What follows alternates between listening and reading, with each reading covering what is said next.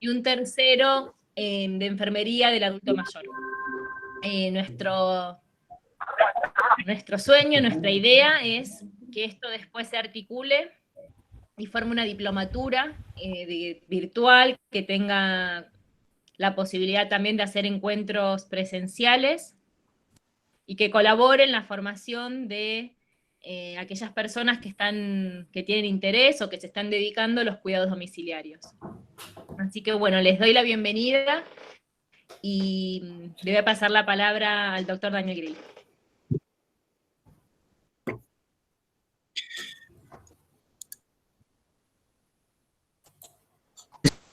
¿Te escuchan, Maggie?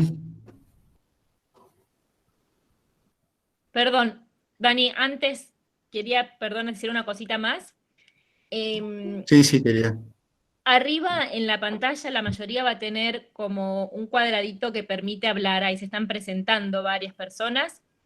La idea es que la charla del licenciado Liboreiro, bueno, pueda explicar y explayar y contarnos lo que preparó y dar un rato al final para hacer preguntas. Las preguntas las pueden ir escribiendo en este chat y después yo se las voy pasando al licenciado. Eso era, quería agregar como una cuestión para organizarnos. Ahora sí, Dani. Sí, se escucha bien porque Sí. mi micrófono está un poco... Perfecto. Bueno, en principio agradecerles a todos, como dijo Fernando, que hayan destinado parte de un día de descanso a compartir esta actividad. Para nosotros es una alegría comenzar este camino con la Fundación que complementa la tarea que hace el servicio asistencial propiamente dicho, que es cuidados de salud domiciliarios. La Fundación va a complementar esto desde el punto de vista de la docencia y de la investigación. La docencia obviamente se hace cada vez más necesaria en un mundo en el que los conocimientos se vuelven obsoletos rápidamente. Incluso cuando uno está leyendo un libro, porque ese libro ya es viejo en el momento que llega a nuestras manos, por darles un ejemplo de la velocidad con la que se actualiza la información. De manera que tener un espacio para poder reflexionar sobre nuestro trabajo todos los días nos parece más que apropiado en este momento. Desde el punto de vista de la investigación, lo mismo. Los progresos de la ciencia siempre han sido en función de las preguntas que somos capaces de plantearnos, no de las respuestas. Nosotros no pretendemos transmitir certezas, sino que cada uno de ustedes se vaya de cada actividad con más interrogantes que respuestas, porque de esa manera, a través de las preguntas, es como va a progresar nuestro conocimiento.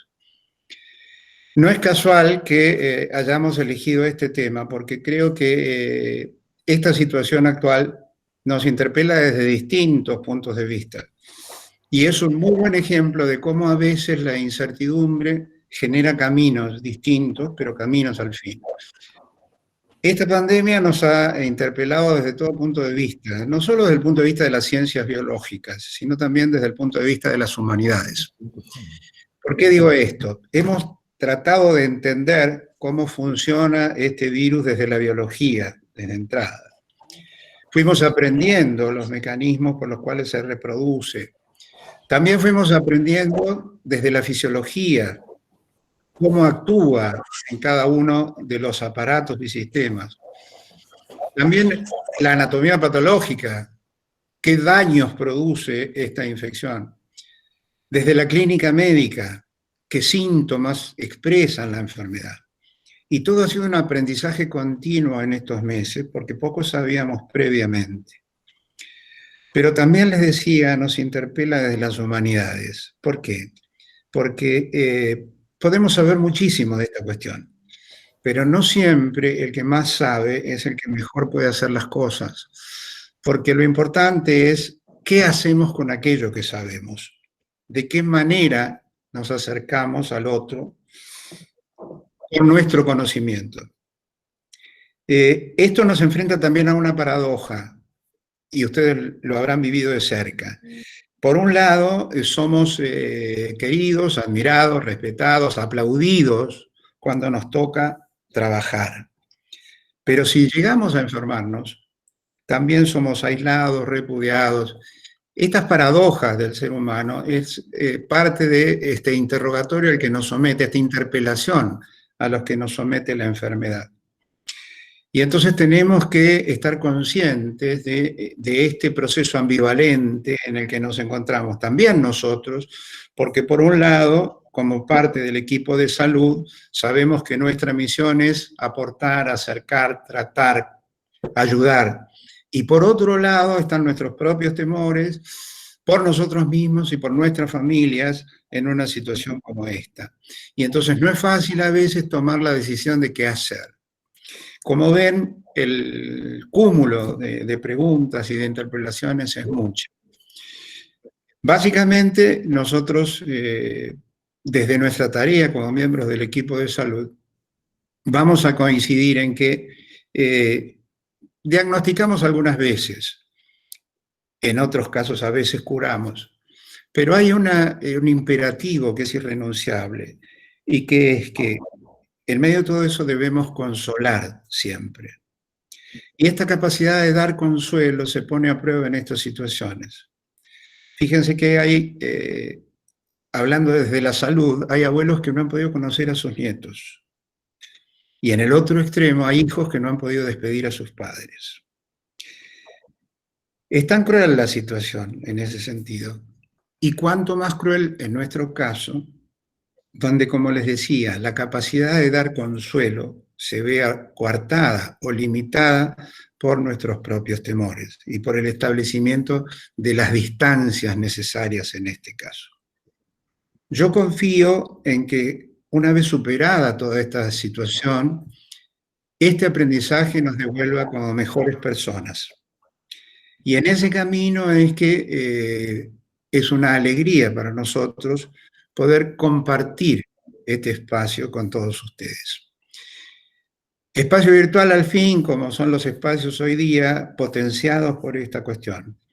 Pero más allá de esta virtualidad, por otro lado, debemos agradecer la posibilidad de poder intercambiar, aunque sea por este medio, mantenernos activos, confrontar experiencias y generar nuevos conocimientos.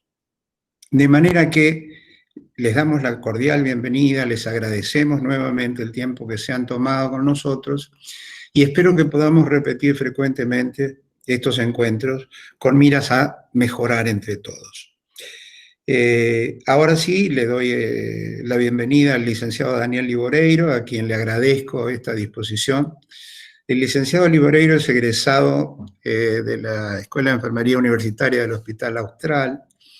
Ha trabajado en el hospital en áreas tan críticas como oncología, trasplantes, así que tiene una vasta experiencia asistencial. Y por otro lado, además, desarrolla actividades en distintos servicios de internación domiciliaria, con lo cual reúne un perfil amplio y ciertamente técnico, como para acercarnos a estas sugerencias y repasar juntos todos los avatares y las normas y protocolos que se han ido generando en función de la pandemia. De manera que, de nuevo, el agradecimiento y los dejo con el licenciado Liboreiro. Buenas tardes, ¿cómo les va? Mucho gusto, gracias doctor. Todo esto, esta charla se genera porque empezamos a tener esta vorágine del virus nuevo, una pandemia, algo se desconocía, teníamos tanta información que no sabíamos para dónde disparar inicialmente, ¿no? Hemos llegado a escuchar que los tabaquistas tenían menos riesgo de infección que los no tabaquistas, hemos escuchado que los cardiópatas o los diabéticos tienen más riesgo o menos riesgo de contagio, y no es tan así. Entonces, porque hemos notado que hay mucho trabajo, se trabajaba, se diagnosticaba y automáticamente salía a ser público, y a veces con la desesperación de todos saber qué es lo que está pasando, generamos muchos líos, muchas cosas, confusiones que no son tan necesarias o que no eran necesarias. Por supuesto que, como es algo nuevo, tenemos que trabajar en respecto a que sabemos que lo que vamos a ver acá, existe posibilidad que más adelante, cuando se vaya estudiando más la cuestión el mecanismo de reacción del cuerpo y el mecanismo de infección del virus se vaya modificando. Y esto puede ir variando, como ha ido variando durante todos estos días. Hasta hace 20 días, la Organización Mundial de la Salud decía que el virus no se transmitía por partículas mínimas de saliva o del spray al hablar. Y ahora está comprobado que, o por lo menos hay una gran incidencia, que sí, que se puede transmitir por aire. Entonces, hay muchas cosas que pueden llegar a cambiar. Mi objetivo acá es tratar de generar, ¿qué hago? O sea, saber qué es lo que tenemos que hacer. Mi intención es que, porque todo lo presenté como qué tengo que hacer yo. ¿Cómo me presento yo ante mis pacientes? ¿Cómo me presento yo ante mi familia? ¿Qué comportamiento tengo? Y tomé la decisión de pensar, estoy enfermo y no tengo que contagiar, y están todos enfermos y no me tienen que contagiar. Porque es la única forma de prevenir las infecciones, de no generar más caos en esto. Me van entendiendo cuál es la idea de cómo me presento yo ante este virus y cómo puedo proteger a mi familia y a mis pacientes. Para entender primero las medidas de prevención, lo que vamos a hacer es una pequeña reseña de cómo es el sistema, cómo se trabaja el sistema inmunológico, cómo trabaja el virus, qué funciones, cómo empieza todo, ¿sí? Nosotros tenemos, el cuerpo humano tiene el sistema inmunológico, que es un organismo de procesos muy sincronizados que tratan de prevenir al cuerpo, de proteger al cuerpo de agentes patógenos, ¿sí? Yo les pido que, por favor, si hay alguna duda, que si pueden hablar o comentarme, porque no quiero que sea un monólogo, y es la primera vez que hago algo así, entonces no ver las caras se me hace medio complicado hablar, me desconcentro mucho, pero no importa.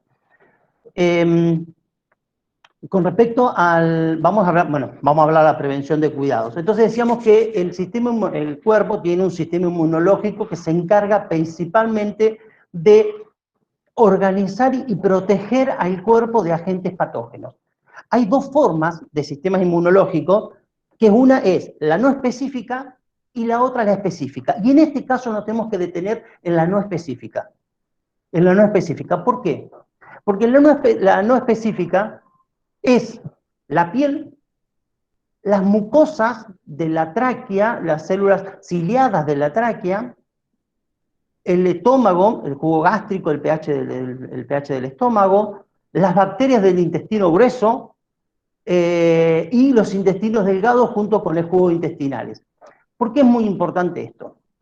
Considerando que es muy poco probable que el virus ingrese, no es que poco probable, perdón, eso era antes, el virus va a ingresar por la vía aérea, ¿sí? Porque para que el virus, perdón que me desconcentro, no me puedo concentrar. El virus, para poder ingresar al organismo, tiene que romper estas barreras no específicas. ¿Cómo las va a romper? Es por medio de una piel lesionada o por la boca, la nariz o los ojos puede ingresar, ¿sí? Para después poder invadirlo. Entonces es muy importante tener en cuenta estas medidas no específicas. Y después están las medidas específicas, que son las células del sistema inmunológico, que son los linfocitos y eso, que son los que son encargados de identificar cuando la célula está infectada. Son ya del sistema inmunológico propio. Ahí lo vamos. Bien. ¿Cuáles son los agentes patógenos? Tenemos virus, bacterias, hongos, y una fotito me falta, que son los protozoos.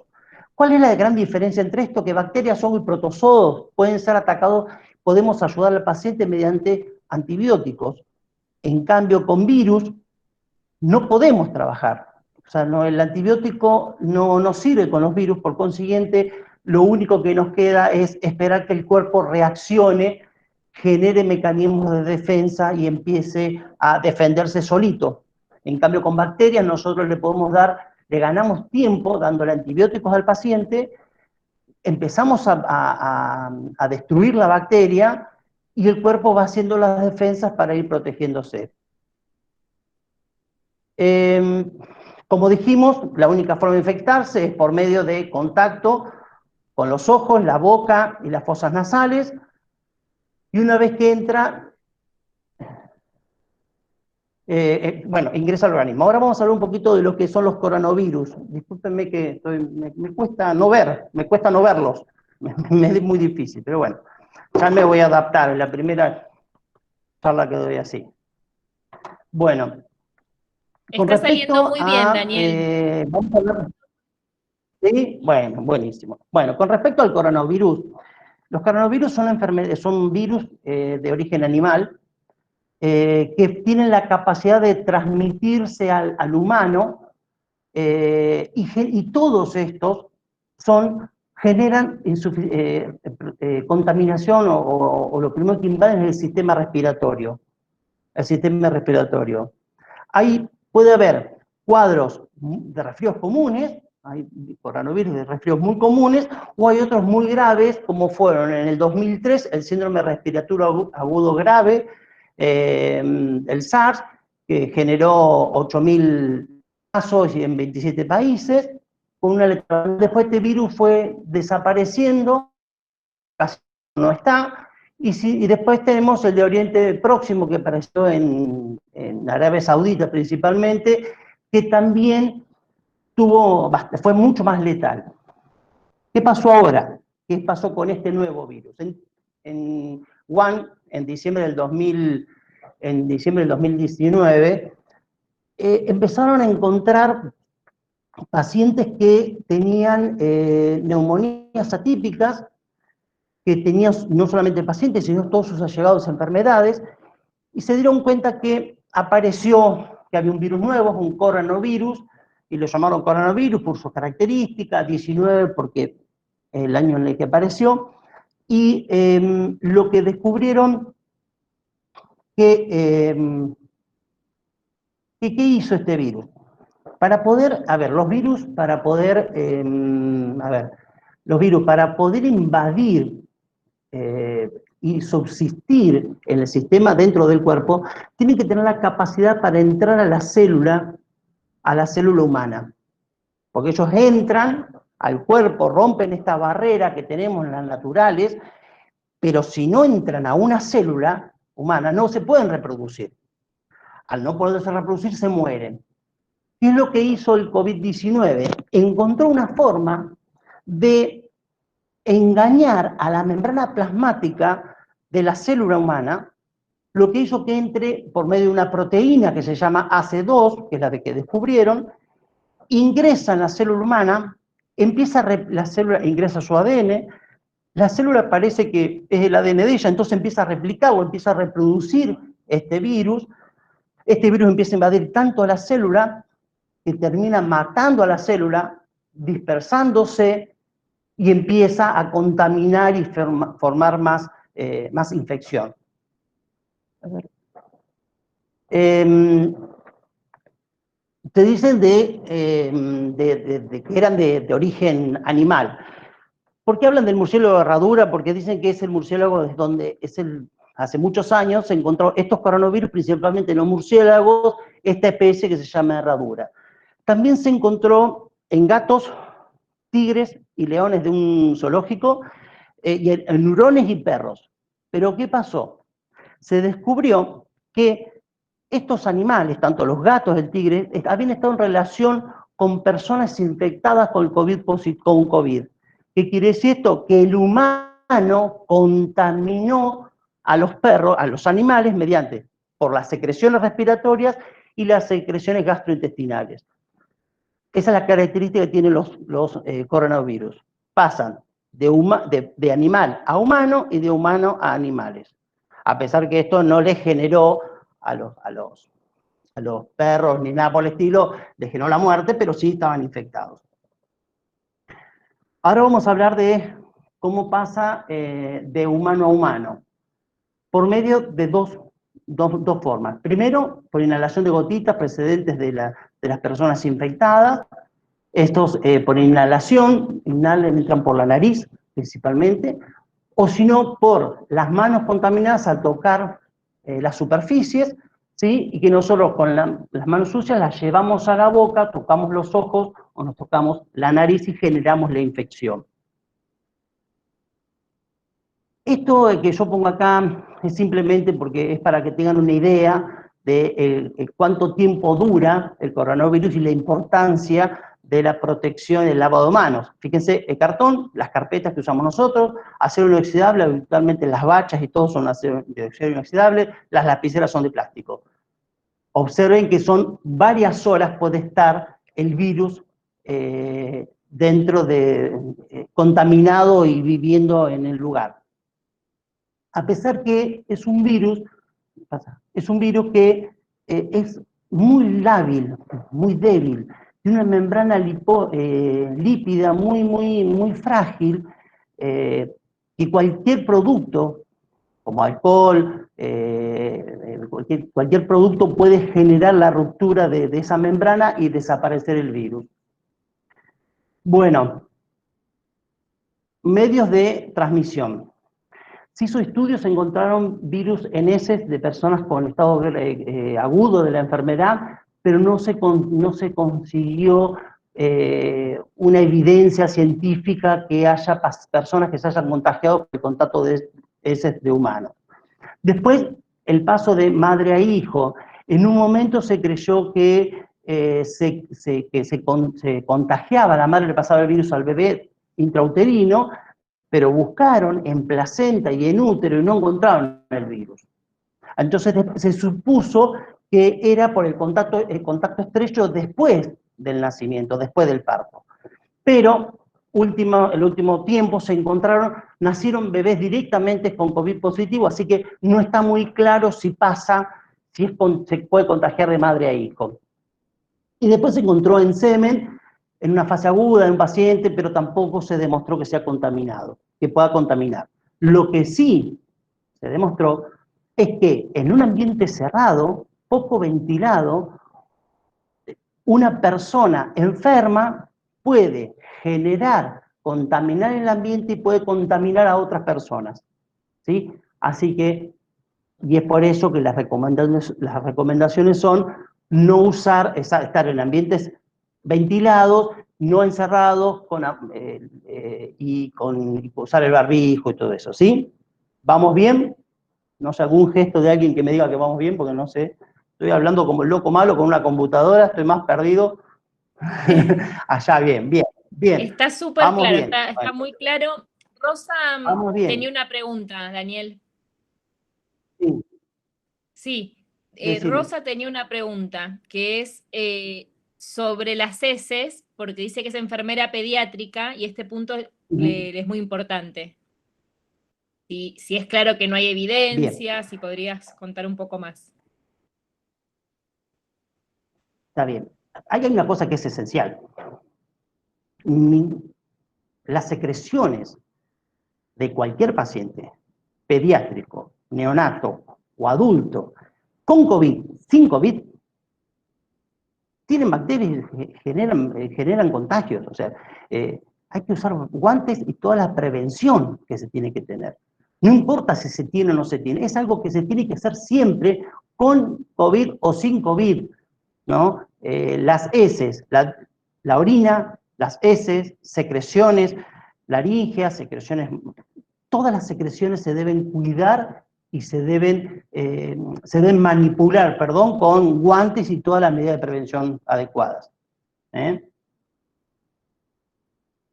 ¿Vamos bien? Bien. Bueno, esto es lo que yo les decía hoy. Es muy fácil destruirlo. El virus es un virus muy lábil, muy flojo. ¿Por qué? Porque él tiene en su membrana plasmática, ubican la célula, membrana plasmática. La membrana plasmática es una membrana, ¿no?, que es selectiva, que permite entrar aire, agua y todo eso. Pero aparte de eso, esta es una membrana lipídica. Entonces, cualquier cosa que pueda diluir algo de grasa, lo destruye. Por eso, la lavandina, el hipoclorito de sodio, el alcohol, el iodopovidona, la clorhexidina, el jabón, destruye rápidamente, se elimina. Así que con una limpieza, ¿sí?, con una limpieza, diaria de las zonas de superficies, vamos a poder controlar la presencia del virus. Una cosa que es muy importante es aparecieron muchos productos, muchas lavandinas, no solamente con renombre, sino también apareció mucha lavandina caserita en venta. Tengan cuidado, lean bien las etiquetas, igual que el alcohol. No siempre el alcohol está bien diluido, bien concentrado. Traten de conseguir alcohol gel o alcohol al 90%, que sepan el origen, que sepan bien el origen. Hay agua lavandina que no sirve para enjuagar las frutas y las verduras, sino que son muy tóxicas, así que antes de diluirla, porque no hay una norma, antes de diluirla tienen que leer el prospecto, bien la indicación de cómo diluirla para que sea realmente eficiente y que no sea tóxico para el humano. Esas son las dos cosas más importantes, tanto con el alcohol como el hipoclorito de sodio. ¿Sí? Bueno, ahora, ¿cómo van a diagnosticar? ¿Cómo diagnostican el COVID? Por dos pruebas. Una que es el test rápido, el test de risa, el rápido, que es el hisopado. El hisopado lo que hace es detectar virus en las mucosas, principalmente en las fosas nasales y en la boca. Y después está el PCR, que es el que, perdón, me equivoqué. Perdón. El PCR que busca, el PCR es el hisopado nasofaringio y orofaringio, que es el que busca material genético del virus.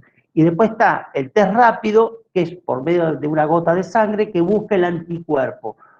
¿Qué quiere decir esto? Dos cosas distintas. Si nosotros podemos, con la prueba de PCR, hace una detección muy temprana, porque vos podés tener las fosas nasales colonizadas, pero no tener el cuerpo infectado con el virus, porque primero entra a las fosas nasales, eso no quiere decir que haya infectado una célula. Entonces, el PCR nos ayuda a detectarlo tempranamente. En cambio, los test rápidos, que son por sangre, para que pueda tener anticuerpos, lo que tiene que pasar es que el virus ya colonizó las células, las colonizó, y el cuerpo ya empezó a trabajar y crear defensas. Las defensas, ¿qué pasa? Cuando el virus entra a la célula, el sistema inmunológico no la puede identificar, porque el virus está dentro de una célula que el sistema inmunológico considera como normal, como buena, como completamente sana. ¿Qué hace? Están los linfocitos T, los linfocitos de Killer, que hacen una lectura de la membrana plasmática de las células. Cuando esa lectura de la membrana plasmática se hace, esa lectura detecta que hay una proteína, que es la del virus, que no corresponde. Y ahí empieza a trabajar y atacar.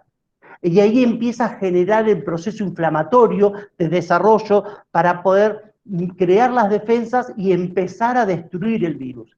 Y recién ahí es cuando se generan los anticuerpos. Bien, con respecto a los anticuerpos, muy importante, vieron que hablan que el tratamiento con plasma, bueno, está bastante complicado porque todavía no se sabe si el paciente, cuánto duran los anticuerpos en la persona. No se sabe si vamos a tener una segunda reinfección. Hay un caso que fue conocido de una chica que fue a donar plasma y resulta que no tenía un anticuerpo. Entonces, todavía no se sabe qué va a pasar y no siempre, por eso hay que cuidarse mucho, que hayas tenido el virus no quiere decir que tengas anticuerpos y que no te puedas volver a infectar hasta que por lo menos estén seguros. ¿Sí? Por ahora, el plasma tiene anticuerpos, de los pacientes infectados tienen anticuerpos y puede funcionar. Pero no es ninguna certeza. Si la carga viral, o sea, ese paciente casi asintomático, que tuvo una carga viral muy baja, existe que ese paciente posiblemente tenga muy baja cantidad de anticuerpos. Así que hay que cuidarse en eso. Todos los que tengan, tampoco se crean que van a no se larguen solamente para que estén atentos, a eso me refiero. Bueno, ahora vamos a pensar, y esto es muy importante lo que vamos a hablar, que es el periodo de incubación y transmisión. Desde que nosotros nos ponemos en contacto con el virus, que nuestro cuerpo, o sea, ponerse en contacto es que el virus ingresó a nuestro organismo, puede pasar de 1 a 15 días para que empiecen los síntomas. En España, hubo un promedio de 11,5 días. Hay pacientes que aparecen a los 2 días los síntomas y hay otros que aparecen a los 15 días. Pero ¿cuál es el problema acá? Y lo más importante de todo, y esto recuerden, que la transmisión, que quiere decir, yo tengo el virus, ¿sí? ¿Cuándo empiezo a contagiar? Puedo empezar entre 24 y 48 antes de empezar a tener síntomas. ¿Qué quiere decir? Que yo hoy, en este momento, yo hoy comparto el lugar con Fernando, en este momento puedo estar contagiando a Fernando. No tengo síntomas, pero puedo empezar mañana, pero yo ya empecé a infectar. ¿Por qué es muy importante esto? Porque hoy en la Argentina lo que se está haciendo, no se hace ningún test si no tenés síntomas, ¿sí? Entonces, y nosotros los enfermeros vamos a avisar si tenemos síntomas, o sea, cuando tenemos síntomas. ¿Qué quiere decir esto? Que para cuando yo empecé con fiebre, ya estuve contagiando 2 días. Por eso es que yo digo, ¿sí? Pienso yo estoy infectado. Porque no sé. Entonces yo tengo que tomar todas las medidas de precaución necesarias para no contaminar. Porque hoy a Fernando lo puedo contagiar, ¿sí? Y yo no tengo ningún síntoma. O al revés, yo tengo que creer que Fernando está infectado y él me está contagiando. Entonces tengo que mantener la distancia, ponerme barbijo y cuidarme, todo lo necesario para estar seguro que no me va a pasar. Entiende la importancia de las medidas de prevención. No podemos dar por sentado, porque no tenemos ningún síntoma, que no estamos infectados. No podemos dar por sentado que no tiene síntomas, que el otro no está infectado. Eso es sumamente importante. Después, ahora vamos a hablar cómo es que empieza el virus, cómo es la secuencia, ¿no? ¿Cómo es la secuencia en estos 15 días? ¿Qué es lo que está pasando? Ingresa el virus, que habitualmente entra por las fosas nasales, ¿sí? Se queda ahí un ratito hasta que invade la célula, una célula humana. Entonces ahí empieza a reproducirse, porque tiene que ser, para poder invadir al cuerpo, tiene que ser realmente potente. Tiene que ser mucho. Una invasión no se hace con 2 soldados, se hace con muchos soldados. Entonces la única opción que tiene el virus de invadir y crecer y progresar, porque como todo ser humano quiere avanzar y quiere desarrollarse en su vida, ¿no? El virus, el ser vivo, quiere decir, el virus hace eso, se mete dentro de una célula. Empieza a reproducirse y empieza a generar más virus dentro de esa célula. Ahí empieza el sistema inmunológico, lo que habíamos hablado hoy, el sistema inmunológico, los linfocitos empiezan a darse cuenta que hay algo que está mal. Y se produce un proceso inflamatorio propio del mecanismo de defensa, y ahí empieza a aparecer el malestar y la fiebre del paciente. Recuerden que son de 1 a 15 días. Imagínense que todo este proceso de la carga viral y el proceso que el sistema inmunológico, recuerden que lo que pasó fue que primero rompió las barreras normales, ¿no? La piel, las mucosas, todo eso, ¿no? Después ya invadió la célula y ahora está el sistema inmunológico, el específico, tratando de luchar para destruirlo. Una vez que empezó a crecer, va y se coloniza los senos nasales y las gargantas. Y ahí aparece en el paciente el dolor de garganta, y posiblemente aparezca la pérdida del olfato y el gusto. Una vez que está en esa zona, que ya se hace más poderoso, se siente más confiado, los linfocitos no pueden luchar contra él, empieza a avanza sobre la tráquea y entra a las células ciliadas de la tráquea. Vieron que la tráquea tiene unas células que se mueven para ir expulsando las secreciones, todo eso. Este virus tiene la capacidad de no solamente invadirlas, sino destruirlas, ¿sí? Y así avanza hacia hacia la vía aérea inferior que viene siendo los pulmones, la vía aérea, los pulmones. Cuando llega a los pulmones se va a instalar en los bronquios, y ahí empieza la tos seca del paciente. Después sigue avanzando, se mete, rompe la membrana del alvéolo. El alvéolo es donde aparece, donde se hace el intercambio gaseoso, ¿sí? Entonces ya ese alvéolo contaminado, roto, deja de cumplir su función y el paciente empieza a tener disnea, falta de aire, empieza la desaturación, ¿sí? El paciente empieza a sentir y se genera la neumonía. Van entendiendo cómo va avanzando, cómo va progresando en el cuerpo, cómo llega hasta el pulmón. Bien, pasamos a la otra. Hay algo que está pasando. Primero, fue increíble, yo en esta parte me volví loco, porque decían, no, afecta al cerebro, al corazón, al páncreas, al riñón. Todo digo, pero ¿cómo afecta tanto? No, el tema es así. Es tanta la reacción inflamatoria que genera el virus en el sistema inmunológico que empieza a generar trastornos a nivel de alteración del sistema nervioso central. Hay pacientes que han tenido convulsiones, que han tenido derrame cerebral. A nivel del corazón lo afecta, claro, todo lo que afecta a los pulmones va a afectar al corazón, generando insuficiencia cardíaca. Pacientes que tienen, aparecen problemas de insuficiencia renal. Se genera una trombosis arterial y venosa, que esto es lo que hace más complicado, porque no sabían qué hacer, si podían pasar por qué se ocluían tanto los pulmones, y por qué pasa, porque generamos una trombosis muy, muy importante, y después también puede ocupar parte del intestino, generando náuseas y vómitos.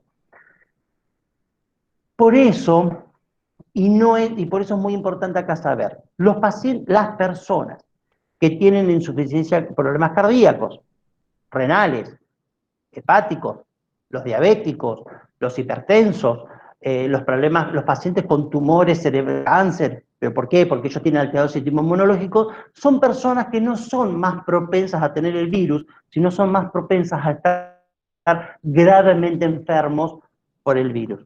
Esa es la gran diferencia. Que tengan un problema renal no quiere decir que va a ser más propenso a que se infecte, sino que tiene más posibilidades de complicarse. ¿Sí? Bien. ¿Hay otra ahí? Sí. Bien. Ahora vamos a ver los tiempos. Y acá es muy importante para poder entender cuando nuestros políticos dicen, no, que las camas, que no tenemos la ocupación de las terapias, qué sé yo. El 80% de los infectados va a tener síntomas leves, que va a durar 2 semanas, fiebre bastante alta, 40, 41 de temperatura, 39, 41 de temperatura, mucho dolor muscular, articular, generado por la hipertermia, y va a durar 2 semanas.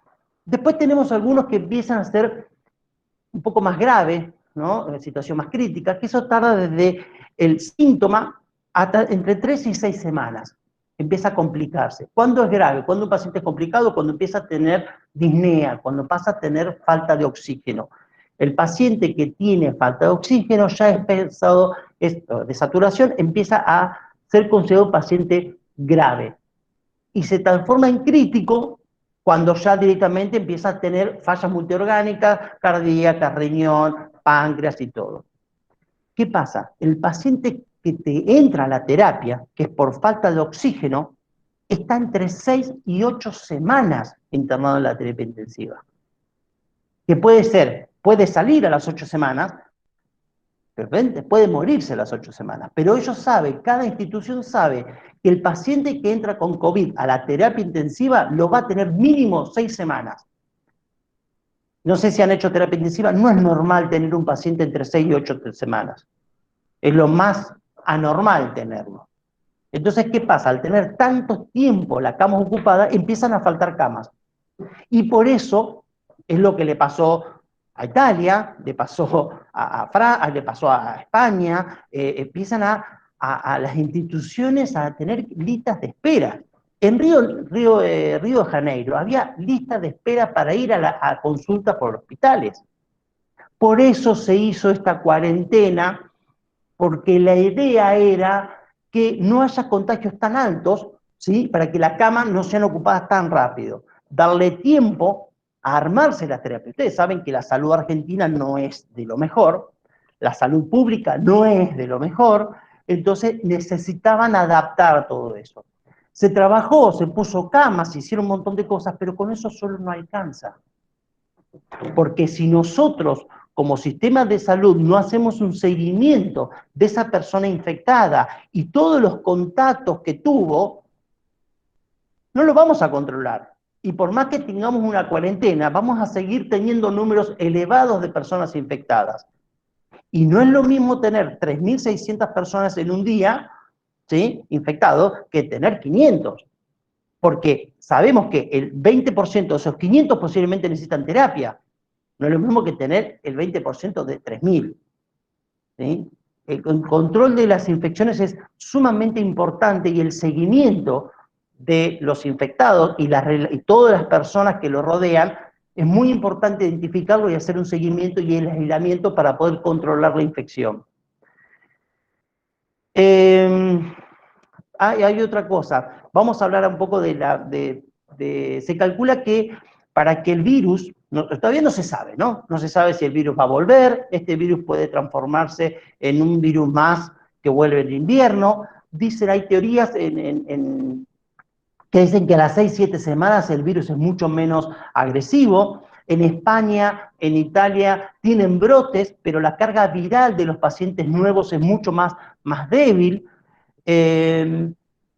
Por ahora el virus está. Para que desaparezca, tiene que contaminar el 30%, tiene que estar infectado el 30% de la población mundial. Solo tenemos el 5 o el 10% nada más ahora, así que falta mucho para que se contaminen. Entonces la única que nos queda es ver qué es lo que nos queda es tratar de no contagiarnos y esperar la vacuna. Para la vacuna no es algo que va a aparecer rápido. Hay mucho trabajo, tienen que analizar y saber que lo que les van a dar no es peor que lo que tienen, que no tenga efectos secundarios. Entonces hay mucho trabajo para hacer. Y después hay que vacunar. ¿Cuántos somos? ¿60 millones? ¿Cuántas personas somos? ¿60 millones en el mundo? Bueno, hay que vacunarnos todos para poder protegerlo. Así que esto viene para largo, ¿sí? Por julio del año que viene podemos llegar a tenerlo, no se sabe, todo puede cambiar, no se ha encontrado una medicación que sea realmente efectiva con el tratamiento, ¿sí? No se ha encontrado, se está usando anticoagulantes, se está usando corticoides, se están usando algunas medicaciones específicas, pero no hay nada que sea 100% efectivo, así que la única que nos queda es tratar de cuidarnos y no infectarnos. Por ahora, hasta ver qué pasa más adelante, ¿sí? Bueno, y ahora vamos a hablar un poquito de las medidas de prevención.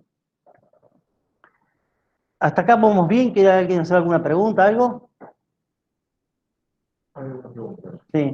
Daniel, hay preguntas. ¿Querés que las hagan ahora o preferís que las hagan al final? Por favor.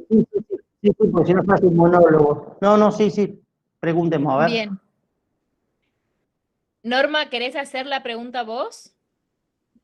Norma Guerrero. A ver si me escucha y si...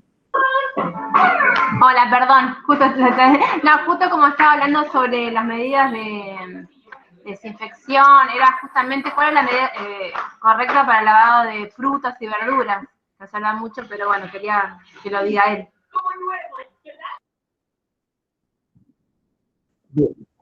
Mira, Norma, realmente es muy baja la incidencia de infecciones generadas por contacto directo con las verduras y las frutas.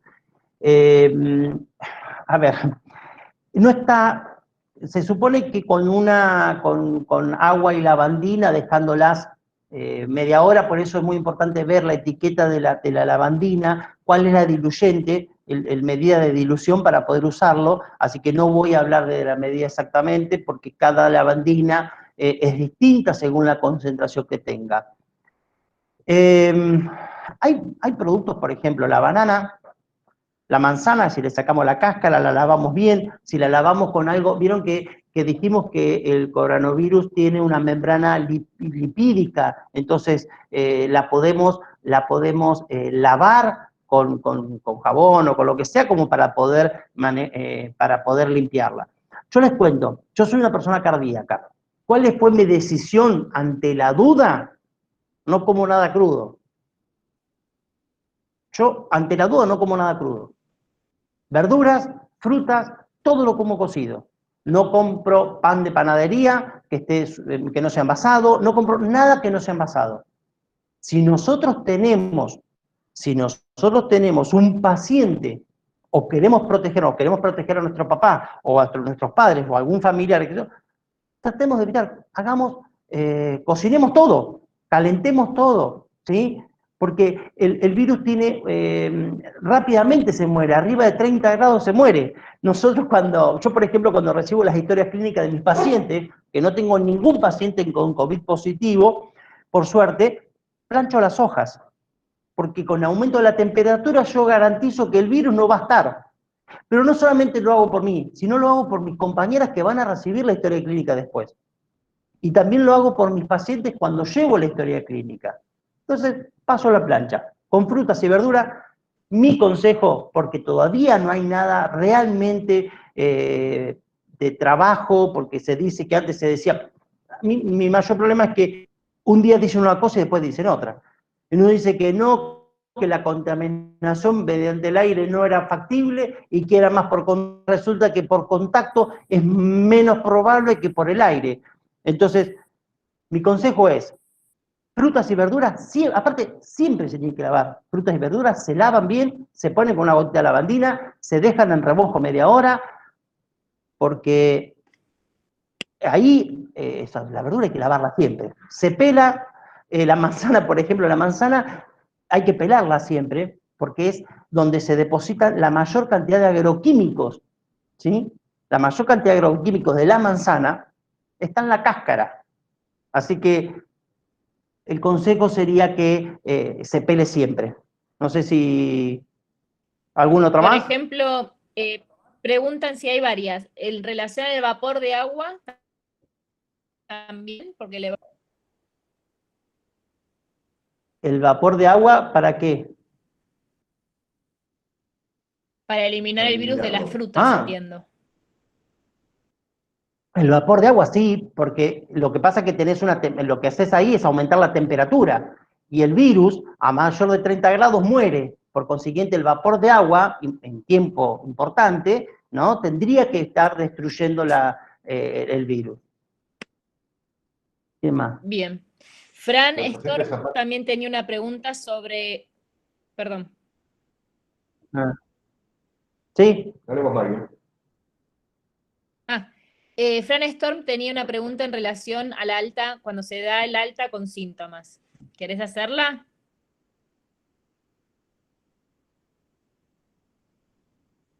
¿Ahí me escuchan? Sí. ¿Qué pasa con los pacientes que han sido dados de alta, llevan mucho tiempo, ya 8 semanas, quizás un poco más, pero siguen con los síntomas? Bien. En el Hospital Austral hubo una paciente que tuvo, una enfermera, no una paciente, una enfermera que tuvo durante 3 meses, le daba el virus en el cuerpo. Seguía estando con sintomatología porque seguía teniendo el virus, a pesar que estuvo 3 meses, y se hacía, cada 15 días se hacía los estudios y seguía teniendo. Mientras el paciente tenga o la persona tenga síntomas, sí tiene que seguir en aislamiento. ¿Sí? Salvo que le dé negativo los estudios, que ya no tiene más, que tiene anticuerpos, que no tiene más el virus en el cuerpo, tiene que seguir en aislamiento el tiempo que sea necesario. Porque mientras tenga el virus en el cuerpo va a seguir contaminando. Así que esa persona que se va con síntomas, a ver. Sin haber sido entubado. Síntomas relacionados, no. ¿Cómo? que yo hablo de un caso en específico, yo hablo de un caso en específico. Esta persona no fue entubada, pero lleva mucho tiempo ya con los síntomas No, y fue dada de alta. bien, Entonces me ¿y pregunto, cómo le dio, cómo sigue dándole los hisopados? él sigue A en ver, casa, en sí, cuarentena, pero se acerca bien, solamente una enfermera que está destinada a estar monitoreándolo, pero no es desde el hospital, sino que es más particular. bien. A ver, ¿por qué se interna el paciente en terapia intensiva? No se interna porque está infectado, sino se Ajá, interna porque si empieza a necesita desaturar y respirar. necesitar asistencia respiratoria y mecánica, le tiene que dar la asistencia para que pueda tener la oportunidad de subsistir a la enfermedad. Porque no todo paciente que necesita respirador es que se va a morir. Porque Claro. muchos pacientes se van recuperando y necesitan respirador. Entonces, ¿qué pasó con este? Supongo, no lo conozco, pero lo que ha pasado con este hombre es, lo internamos porque tenía desaturación, falta de oxígeno, lo asistieron, se fue recuperando. Bueno, listo, saquémoslo, mandémoslo a la casa como paciente de estos pacientes que tienen el virus positivo pero con pocos síntomas, mandémoslo a la casa porque necesitamos la cama y aislémoslo.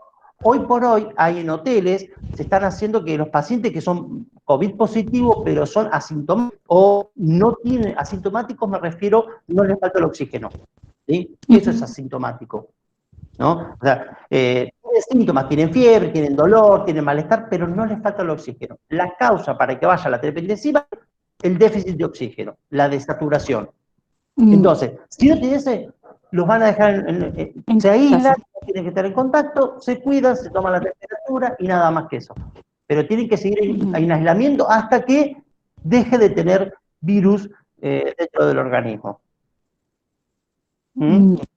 Aparte, recuerden que en una terapia intensiva no solamente está el virus, el COVID, ¿no? Tenemos bacterias y todo. Cuando más tiempo está internado en una terapia intensiva, más riesgo tiene el paciente de tener complicaciones y capaz que no se muere de COVID y si lo terminamos infectando con una bacteria resistente o alguna cosa de esa, ¿no? Ajá. Bien. Muchas gracias. Lilian Benjamín también tenía una pregunta. No, por favor, al contrario.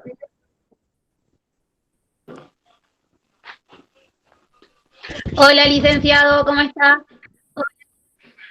Hola, muy bien. Bueno, mi pregunta ya más es en una etapa como final, que yo decía, ¿qué pasa cuando un paciente muere por coronavirus y luego del deceso, el virus sigue viviendo y qué tan contagioso sigue siendo?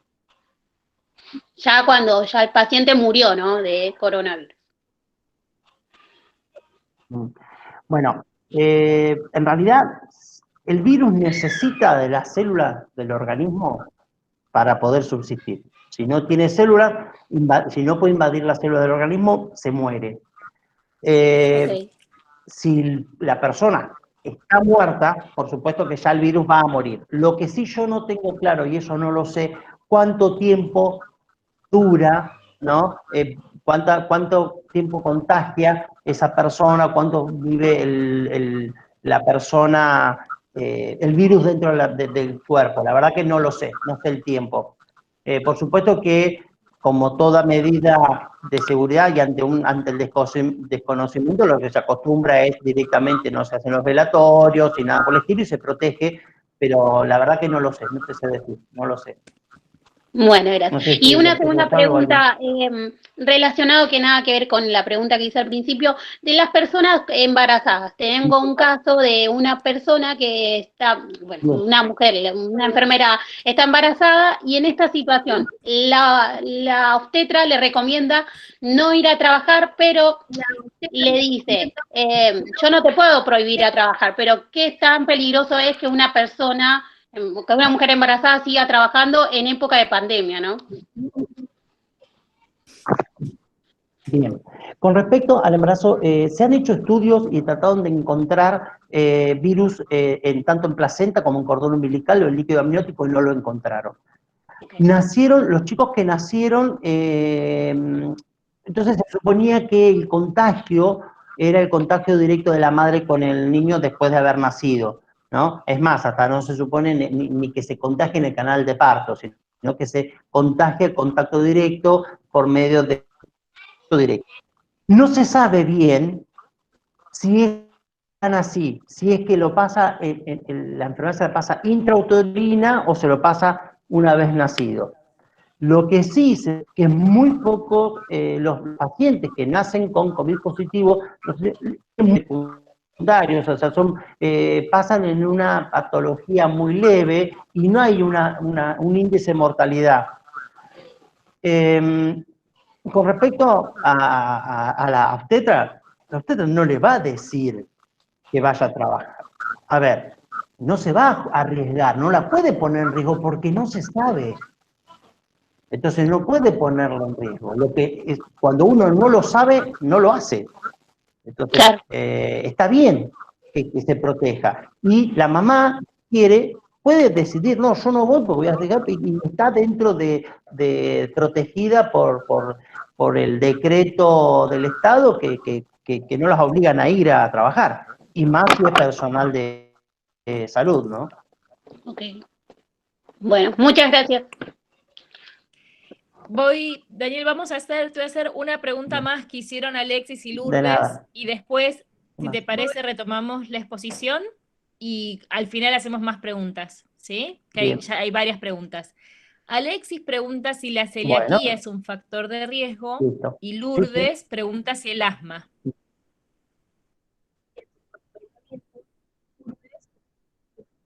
Bueno, no, en realidad lo que no son factores de riesgo. El tema es así. Los pacientes que tienen trastornos respiratorios, cardíacos, renales, tumores, problemas inmunológicos, no es que son más propensos a tener la enfermedad, son más propensos a enfermarse críticamente, a transformarse en pacientes críticos.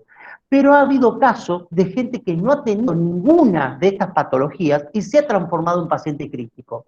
¿En qué está relacionado esto? En la carga viral. ¿Cuánto virus o con cuánto virus fue contagiada esa persona? Es la carga viral. Entonces, el asmático, por supuesto que va a tener más complicaciones porque tiene un pulmón lábil. Entonces, si imagínate que el virus va a entrar al alvéolo, le va a destruir la membrana alveolar, va a haber una mala mecánica, va a haber una mala oxigenación, por supuesto que le va a generar más complicaciones, ¿sí? Pero no son propensos, ni los diabéticos, o sea, ninguna patología que la haga más propenso a enfermarse. Por supuesto que si estamos con bajas defensas nos vamos a enfermar, ¿sí? Pero hay otra cosa también, hay muchos sistemas inmunológicos que son mucho más reactivos que otros. Es como si a veces el sistema inmunológico reacciona más rápidamente ante una agresión, ¿no? Entonces se ha demostrado que muchos pacientes rápidamente controlan el virus, generan los anticuerpos y ya está, y otros tardan mucho más. Y estos son los casos de esta enfermera, por ejemplo, que tuvo 3 meses con el virus sin poderlo destruir, ¿no? Bien, ¿algo más? Bien. Si te parece, las dejamos para el final. Hay varias más. Listo, perfecto. Perfecto, bueno, ahora vamos a ir a las medidas de prevención. Yo quiero que ustedes entiendan que sientan que son ustedes las que están infectadas, que pueden enfermar, y sientan que el otro las puede enfermar. Por eso nos vamos a tomar todas las medidas de prevención, ¿sí? A mí me pasó en un domicilio que, ¿qué pasaba? No, lo que pasa es que si mi paciente está postrada, no sale, ¿cómo va a infectarse? Entonces no uso barbijo.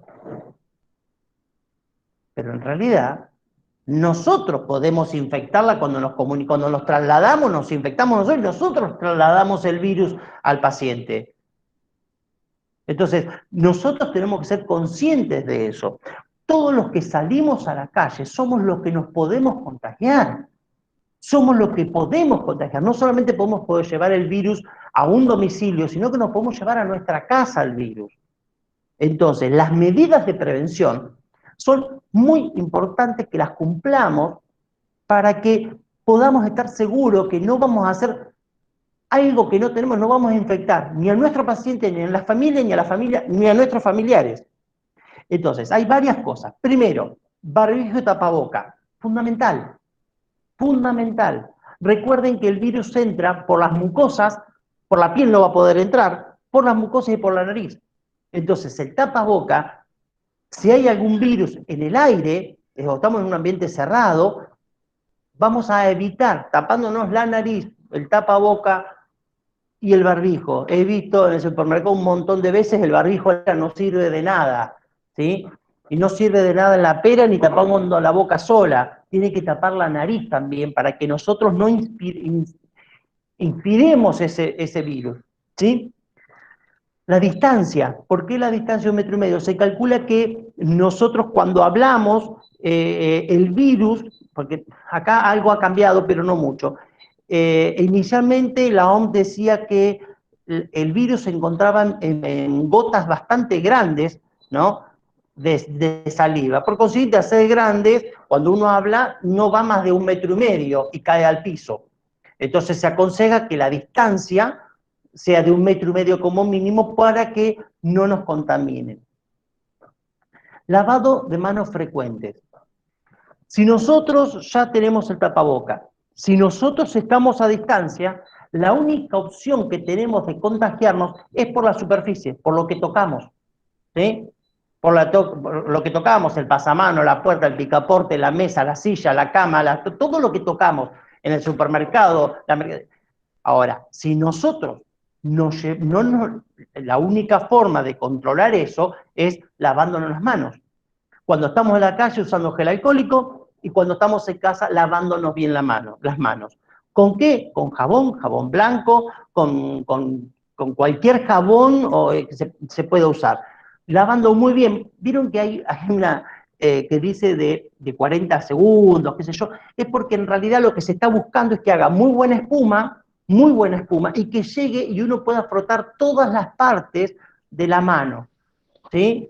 Entonces se seca. Ahora hay una cosa muy importante acá.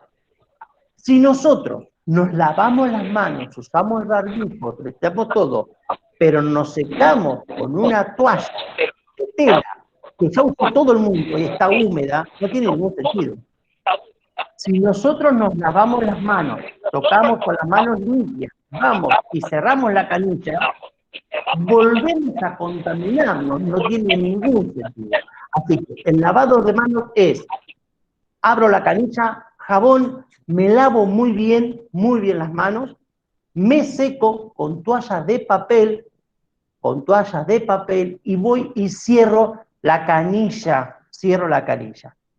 Una de las cosas que tienen que ver, el dispenser de jabón líquido. El jabón líquido da la sensación que está siempre limpio, que está impecable porque está en aislamiento. No, los picos por donde sale el jabón puede ser un medio donde se puede contagiar. Pasó en una terapia intensiva neonatal, se generaron cantidad de infecciones, no encontraron, buscaron todo, hisoparon a toda la gente, hisoparon a todos los pacientes, y descubrieron que en el pico del dispenser del jabón líquido estaba la contaminación.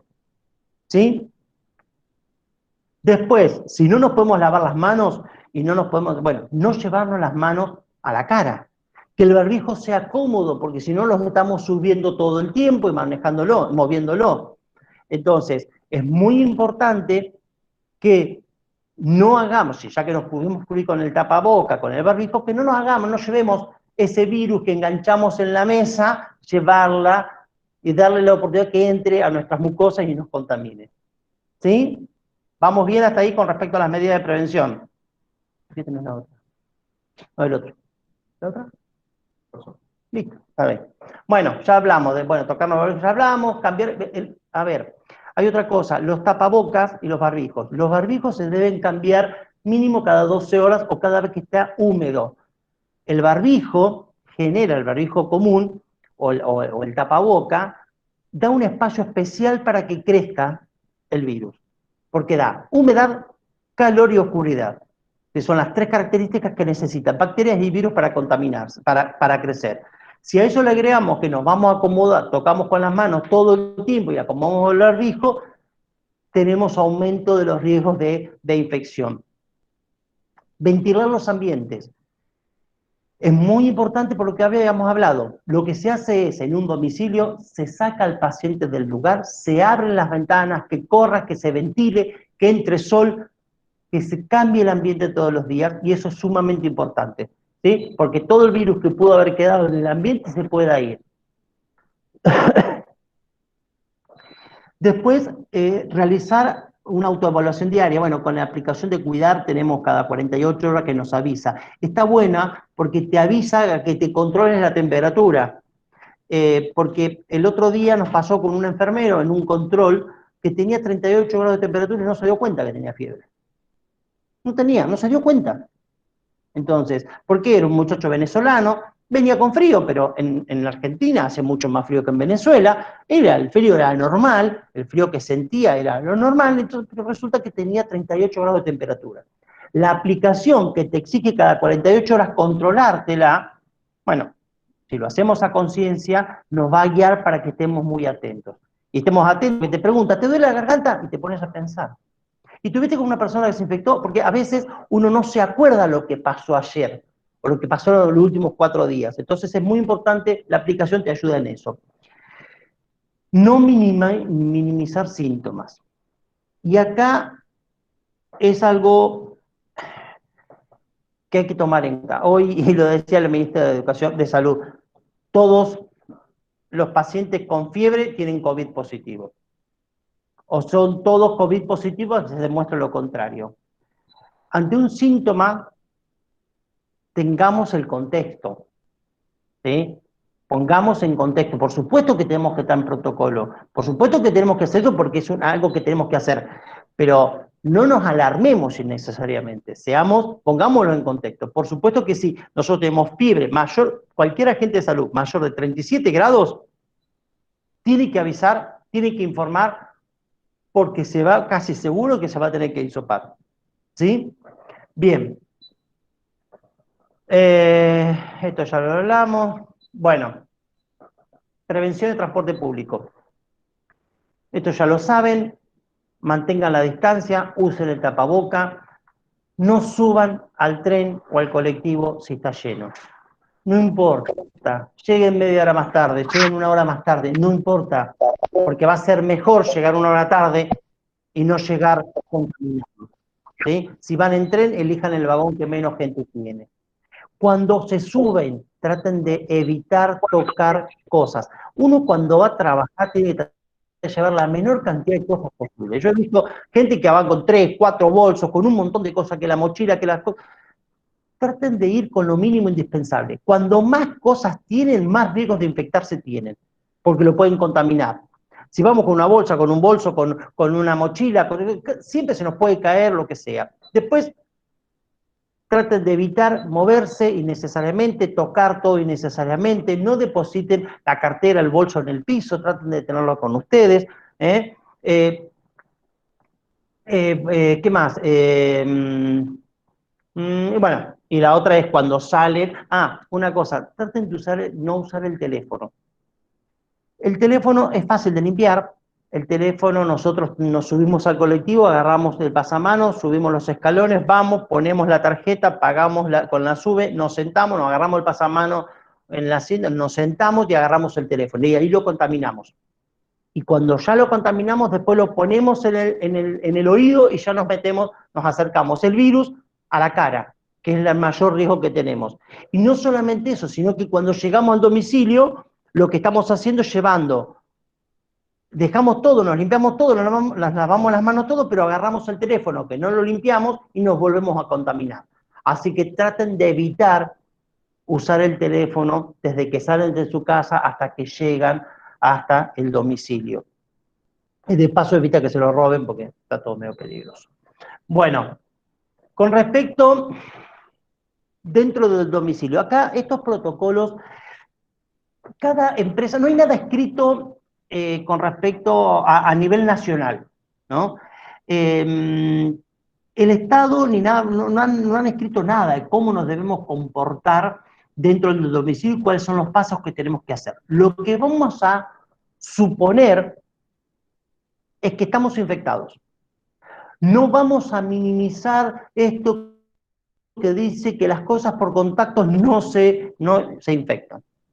Entonces lo que vamos a hacer es, primero y principal, es cada domicilio tiene que tener un lugar donde ustedes puedan dejar la ropa, donde ustedes puedan guardar sus cosas. Entonces, algo que siempre se hizo, algo que no se debe hacer nunca y que es andar con el ambo por la calle. Eso está terminantemente prohibido, pero no de ahora, de antes. No pueden ir con el ambo, ni venir con el ambo de la calle, ni irse con el ambo hasta su casa. ¿Sí? Porque cuando vuelven los virus, las bacterias y los gérmenes que hay en la comunidad, habitualmente son menores que lo que hay en una institución o en un domicilio. Pero el tema es que nosotros, cuando nos llevamos el ambo puesto, estamos llevando alguna bacteria a nuestra casa. Así que el ambo se pone dentro del domicilio. Tienen que llegar a un lugar específico, que habitualmente es el baño, se lavan las manos, se sacan el tapaboca, ¿sí? Se sacan la ropa, se quitan el calzado, se vuelven a lavar las manos, se ponen el uniforme, ¿sí? Se ponen el uniforme, se ponen el barbijo, se vuelven a lavar las manos y se van a la habitación del paciente a tomar la guardia.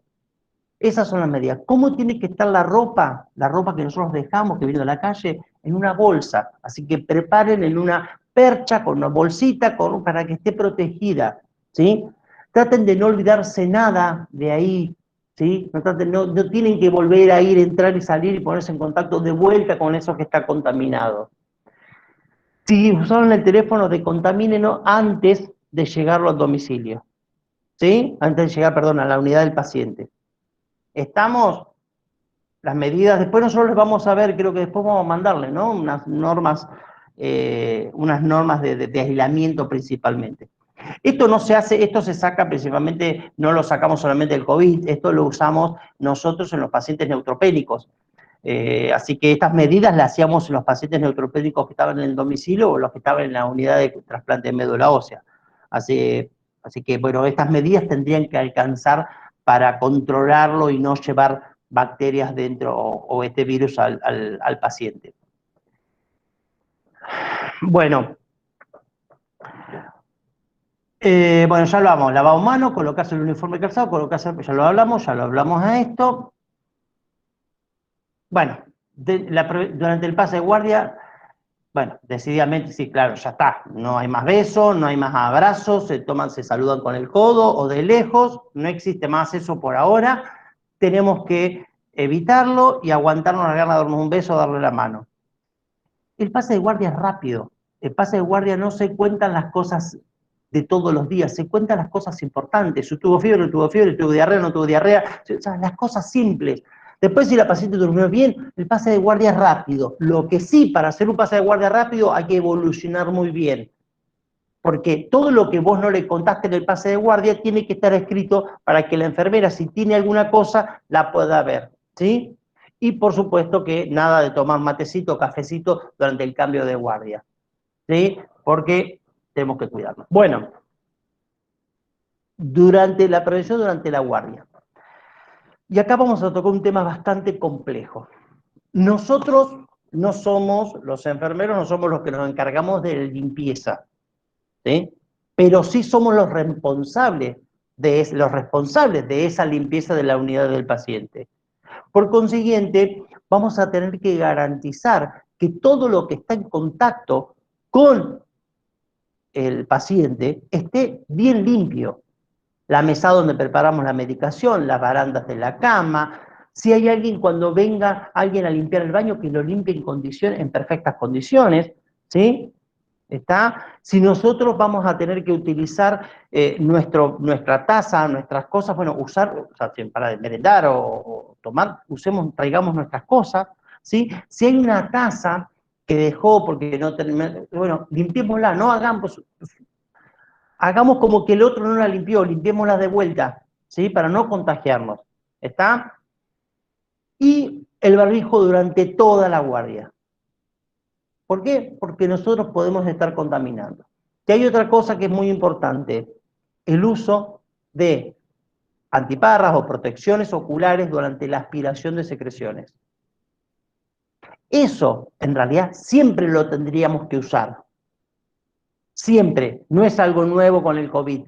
Todo paciente, toda secreción, cuando uno aspira, tiene que tener protección ocular. ¿No se usa? No, no se usa, pero hoy lo tenemos que usar. ¿Sí?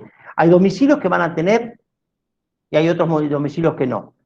Como nosotros somos los responsables de esta situación, si es necesario, porque nuestra empresa, o sea, no lo cubre, por supuesto vamos a hablar con el coordinador y pedirlo que lo cubra, pero como nosotros somos los responsables de no llevar el bicho a casa y no contaminar, pasemos por algún lado y comprémonos algo que nos proteja los ojos, ¿sí? Para no contaminarnos. La situación está difícil, no hay plata, pero más vamos a perder si nos contaminamos. Mucho más vamos a perder si nos enfermamos y si enfermamos a nuestra familia, ¿sí? Bien. Bueno, lavarse las manos antes y después de cada procedimiento, eso ya lo saben, eso está es el ABC de la enfermería en la atención. Garantizar, la higiene personal del paciente. Y hay una cosa que es muy importante en los domicilios. No puede entrar a la habitación del paciente ninguna persona que no sea conviviente, ¿no? O sea, la madre, el padre, ninguna persona puede entrar a atender al paciente sin barbijo y sin lavarse las manos. Kinesiólogos, fonoaudiólogos, médicos, lo que sea, tiene que ponerse barbijo. Si entra un médico, se tiene que sacar el delantal. Si entra el kinesiólogo, se tiene que... ¿Saben qué? Es nuestra responsabilidad. Porque esa persona no solamente nos puede contagiar a nosotros, sino que nos contagia a nuestros pacientes. Así que es necesario y es fundamental que nosotros veamos estas cosas. Hemos visto en domicilios que las madres, los padres, las familias no respetan la cuarentena. ¿Sí? No nos vamos a poner a pelear con los padres, pero sí vamos a avisar a nuestro coordinador para que se informe y que ellos tomen las medidas necesarias. ¿Sí? Hemos tenido domicilios en que han habido pintores, que han hecho cumpleaños y todo. Nosotros no nos podemos arriesgar. Podemos hablar con los padres, ustedes tienen la autoridad para decir, mire, papá, mamá, me parece que esto no corresponde, yo lo voy a comunicar con el coordinador, lo vamos a comunicar con la empresa, y la empresa y el coordinador tienen que darle solución a esa situación. No se puede volver a pasar. Ustedes son responsables de esa situación. En este caso, la familia pide, confía en ustedes para que cuide a su hijo. Entonces, también tienen que confiar para que cuiden a la familia y para que se cuiden ustedes también, ¿sí? Y no solamente por el paciente, recuerden que ustedes van a su casa y tienen una familia atrás. Y se contactan con el colectivo, con el colectivero, con el del tren, con todo, y podemos llegar a dañar a otra persona simplemente por no hacer respetar las normas lógicas de aislamiento. ¿Qué otra cosa más?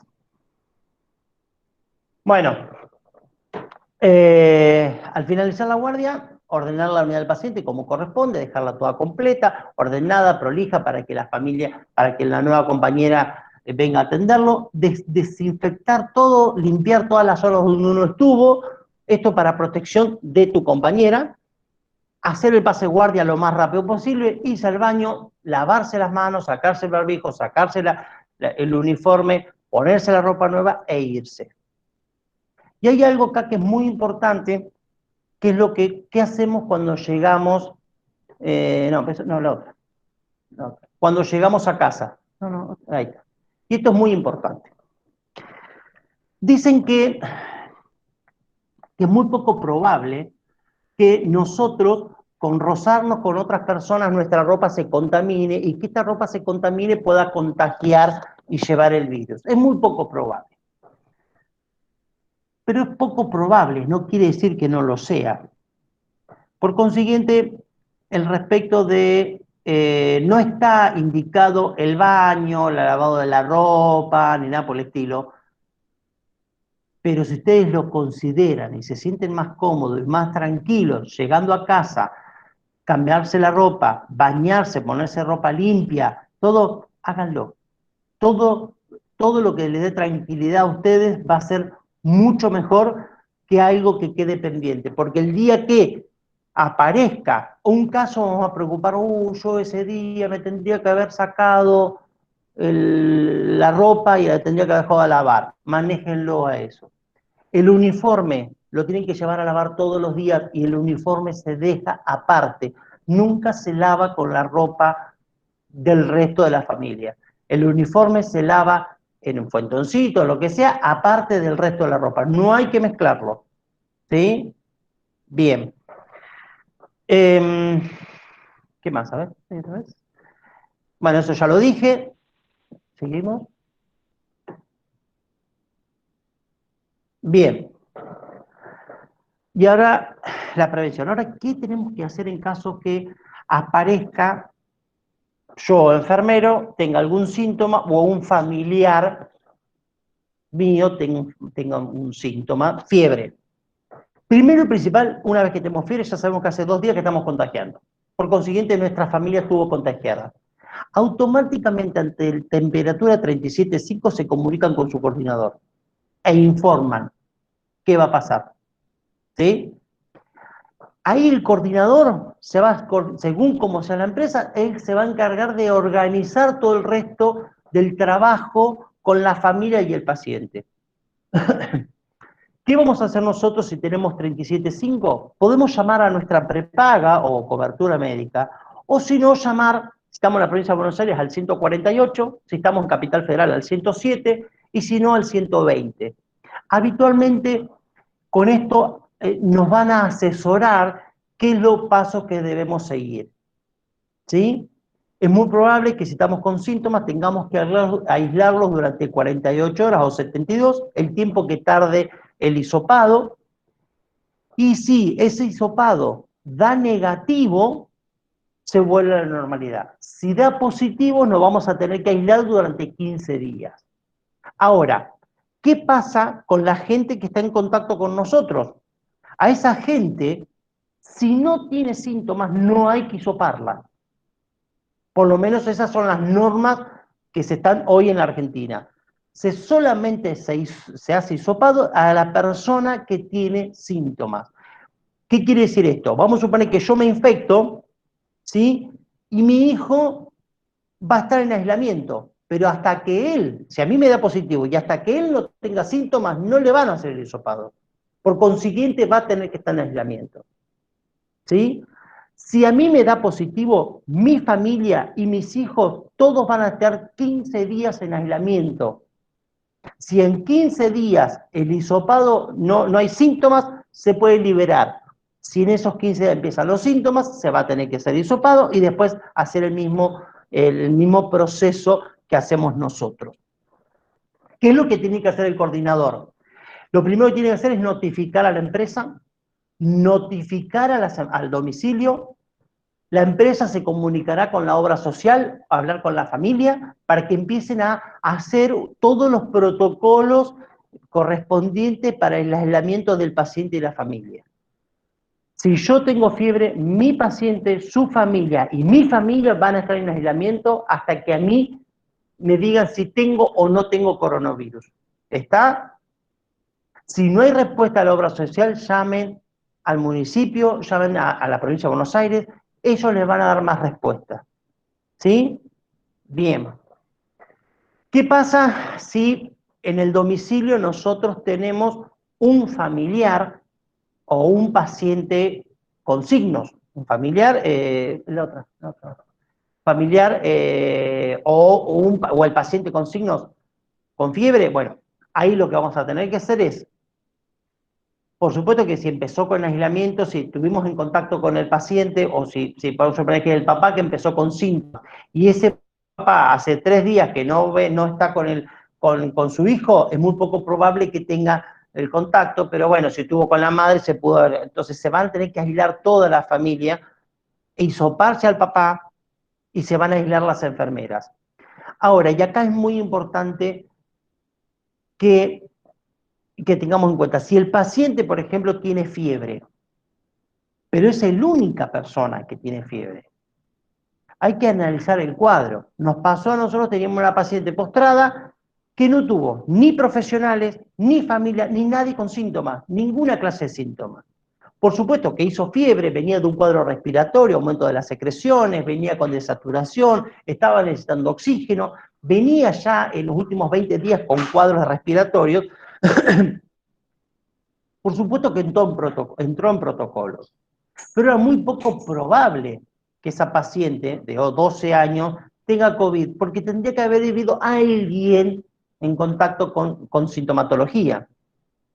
Y más teniendo en cuenta que los chicos habitualmente no tienen síntomas. ¿Qué pasó en este caso? Las enfermeras siguieron yendo, tomar algunas medidas de prevención, siguieron yendo, atendiéndolo. Pero ¿qué es lo que hicieron en este caso? Usaron un kit que nos dio la empresa, que contaba con un barbijo más grueso, 97 micrones, algo así se llama el barbijo, es mucho más grueso. Usó camisolín, barbijo permanente, camisolín, y empezaron a aislarse para que en caso que no se hayan contaminado, no se vuelvan a contaminar, no se infecten, ¿sí? ¿Qué pasó? Una vez que dio negativo, volvió toda la normalidad y siguió todo igual. En caso que el paciente sea positivo, será positivo, las enfermeras, se hace el seguimiento, ¿no? Entonces, en las últimas 48 horas, ¿quiénes estuvieron en contacto con el paciente? De esas 48 horas, todas esas personas que tuvieron contacto se tienen que aislar durante 15 días. Esto es lo que dicen por protocolo. Por supuesto que esto va a depender mucho de la empresa. Esto es lo que nosotros decimos, o esto es lo que nosotros, el estándar, pero eso no quiere decir que vaya a ser exactamente igual en todos. Así que el consejo que nosotros le damos es, hablen con sus superiores, que ellos tomen la decisión. ¿Sí? Y quiénes son, cómo van a, o sea, toman la decisión de cómo se van a aislar, cuáles son las medidas de prevención, cómo lo van a trabajar. Si la empresa se va a hacer cargo del hisopado, si no se va a hacer cargo, si tienen que ir al hospital, si tienen que ir a la obra social, eso cada uno, cada caso es específico porque no hay nada escrito que regule a todas las empresas y que diga todas se tienen que comportar igual. ¿Sí? Bien. No, eso ya lo hice, ya lo dijimos, y listo. Eso es todo. Vamos a ver cuántas preguntas resultan de todo esto, ¿no? Bien. Súper claro, Daniel, muchísimas gracias. Fueron Difícil hablar con la computadora. escribiendo varios comentarios sobre excelente tema, claro. Iban haciendo comentarios mientras vos ibas hablando sobre la claridad de la exposición. La pregunta es de Constanza Ninamanto. Si está Constanza, a ver si la quiere hacer ella. A ver. Está Constanza. A ver si... Bueno, la voy haciendo yo. Cualquier cosa, Constanza... Bueno. No tiene micrófono, escribe. Así que la hago yo. Para una paciente con traqueotomía, ¿qué tipo de test es más conveniente?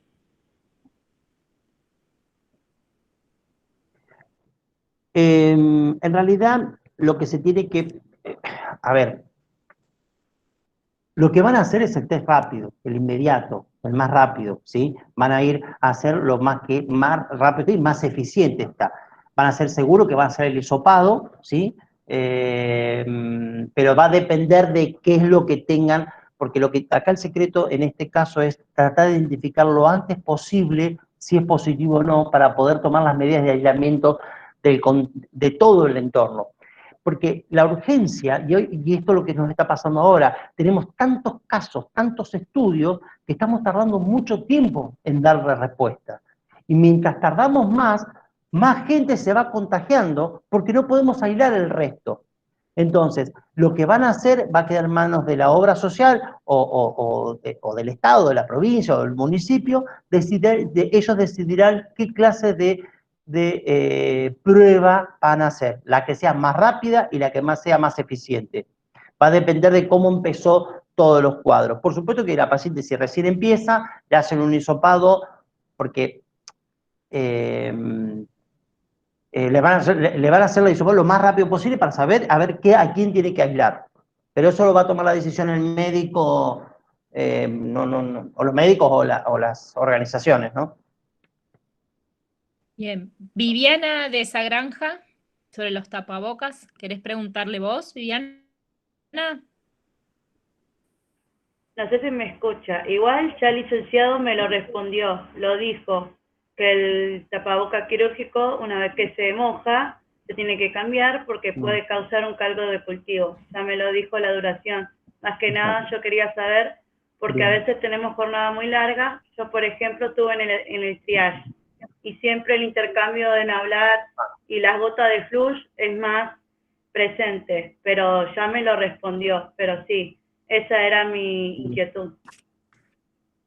Bien. Sí, esa clase de barbijos o tapabocas son bastante complejos, porque son mucho más gruesos, entra mucho menos el aire y a veces puede generar mareos y todo. Así que sí, es bastante pesado usar esos tapabocas. Es bueno que se vayan rotando para que ustedes, las personas, ¿no? Que se puedan liberar un poco para poder oxigenarse mejor. Gracias. Sí. De nada. Fabiola Ramírez, ¿querés preguntar?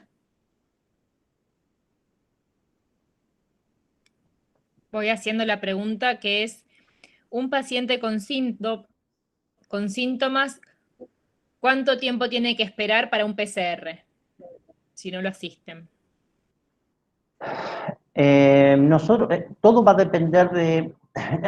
Habitualmente en 24 o 48 horas le hacen el PCR y le hacen los estudios de los hisopados, lo que hagan para evaluarlo. Es algo rápido, ¿por qué? Porque el sistema de salud necesita una respuesta rápida. Que tenga síntomas, acá, ¿qué es lo que vamos a hacer nosotros? Esperar que no se descompense. No importa si es positivo o no se puede, si le hicieron hisopado o no hisopado. Acá lo que hay que hacer es, si está con fiebre, que no empiece nosotros lo que tenemos que hacer es controlar, que no desature, que tenga buena mecánica respiratoria, que maneje los valores de presión, de tensión arterial normales, que siga con una mecánica respiratoria, una frecuencia cardíaca normal, mantenerlo estable. En caso que el paciente presente descompensación, rápidamente llama al servicio de emergencia y se lo tiene que internar. ¿Sí? No importa si tiene positivo o no positivo, el paciente tiene que pasar a internarse, ya es problema de la internación porque ya va a necesitar asistencia respiratoria posiblemente o oxígeno y va a ser complejo. Si es 24 o 48 horas lo que tarda en hacer el hisopado y mucho no cambia, porque si el paciente está bien, no cambia mucho, si el paciente está mal, se va a internar. Lo ideal sería que sea lo antes posible, ¿no? Bien. Carlos Parra, ¿querés hacer la pregunta? ¿Sobre los resultados negativos? Sí, buenas tardes. Buenas tardes. ¿Cómo están? La pregunta es la siguiente. El paciente que dio positivo, ¿es suficiente con un resultado negativo o hay que esperar un segundo negativo? No, si dio positivo, no, con un resultado negativo alcanza, salvo que siga con síntomas. Puede ser que también puede ser que, por eso los síntomas, porque puede dar falsos positivos o falsos negativos, depende de la calidad, entonces depende de la sintomatología que tenga. En muchos casos ha dado negativo, ha tenido síntomas, lo han repetido y ha dado positivo, y en otros ha pasado que dio positivo, después dio negativo, siguió con síntomas, siguió con dolor, siguió con fiebre, le vuelven a hacer y da positivo. Pero va a depender del paciente, va a depender de la clínica del paciente principalmente. Ok, perfecto. Esa era la pregunta. Muchas gracias. No, por favor. Ariel, vos tenías una pregunta sobre la donación de plasma. Sí, hola, buenas tardes a todos. Bueno, Sí. Daniel, quería hacer una consulta en cuanto a la donación de plasma para convalecientes. Mi pregunta es la siguiente: ¿cuántas veces este paciente, hablando o considerando, ¿no?, que el paciente tiene bastante carga de anticuerpos, cuántas veces se puede donar plasma? En pacientes convalecientes hablo. Está bien, está bien. Mira, yo no tengo hemodinamia, o sea, yo no tengo mucho de eso, pero sí sé que cuando donan plasma, solamente donan plasma, no donan el glóbulos rojos ni nada por el estilo, así que le devuelven. Supongo que debe ser bastante seguido, y una donación de plasma sirve para 4 o 5 pacientes, así que, pero no, realmente no sé cuántas veces puede donar, la verdad que no lo sé, no lo sé. Está bien, y otra, aprovecho para hacer otra consulta, que creo que es o sea, inhabitual, porque mucho no se habla de esto, pero me interesaría saber si existe la posibilidad de un contagio a través de un estornudo o de gotas, de un paciente, digamos, que tiene COVID-19 positivo hacia otra persona, por ejemplo, que tiene alguna herida en la dermis, alguna herida quirúrgica y demás. ¿Se entiende? Que no sea mediante la vía aérea. Sí. Sí, habitualmente los coronavirus son virus que atacan al sistema respiratorio. Por consiguiente, por una lesión de piel, el virus no va a encontrar un reservorio o células adecuadas para poder infectar. El lugar de reservorio principal del coronavirus es las fosas nasales. A ver, yo te estoy respondiendo en base a cómo se maneja el virus. Lo que no sé, y no he leído en ningún lado que algún paciente se haya infectado como puerta de entrada a una lesión en la piel. Pero me da la sensación que no, porque no tiene los medios necesarios para poder llegar a la vía aérea. Imagínate que tiene que rápidamente llegar al alvéolo, y la verdad que si te lastimas en un dedo va a ser difícil, porque no tiene mucha vida útil fuera de la célula humana el virus. Claro, yo porque pensé como eso va al torrente sanguíneo, pensé que a través de eso podía, una herida quirúrgica, hablo, digamos, significativa, no de un rejunión. Claro. Lo que pasa es que el virus en el torrente sanguíneo no tiene mucha vida, no llega, no puede estar en el torrente sanguíneo porque muere rápidamente. Necesita, pero casi en carácter inmediato, meterse dentro de una célula para poder subsistir. Así que es muy probable que no llegue, pero no te lo puedo garantizar porque no he leído ningún caso de estos, ¿no? Pero no lo sé. Gracias. De nada. Ana Julia García tenía una pregunta. Hola, me gusta mucho el seminario, las respuestas han sido muy concretas. Tengo 3 preguntas. La primera es, vi un estudio. Ay, se le fue. ¿Se cortó? Vamos a esperar a ver si puede ingresar de vuelta para hacer su pregunta. Roxana Elia también tenía una pregunta en relación a pacientes trasplantados. Ahí está, Ana. Ahí está. ¿Viste un estudio? Va. Se cortó.